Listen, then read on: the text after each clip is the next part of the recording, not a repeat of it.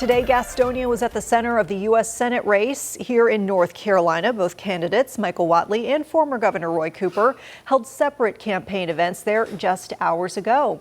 WCNC Charlotte's Julie Kay was there for both and has a closer look at each candidate's message tonight. Starting with Cooper, this is one of many stops on his Make Stuff Cost Less tour across the state. His event was at Rankin Lake Clubhouse, joined by multiple residents talking about their experience with the high cost of living. He focused on his successes as governor, including Medicaid expansion and adding hundreds of thousands of jobs.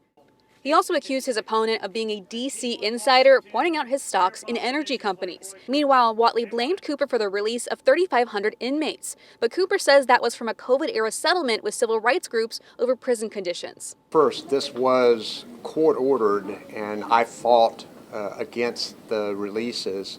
And you have to remember that Whatley encouraged the releases. I'm the only one in this race who's actually prosecuted violent criminals and worked to keep them behind bars. But today started just down the road at Republican candidate and RNC Chair Michael Whatley's event in his home territory. Hey, it is great. Whatley hosted supporters at Trick Tank at an event he called Cooper Made Stuff Cost More. He was joined by the business owner as well as Representative Donnie Loftus. Whatley directly blamed Cooper for rising costs in North Carolina, including energy and health care bills. I think in order to win, we need to draw a contrast with Roy Cooper. The fact is that this guy was the worst governor in the history of North Carolina.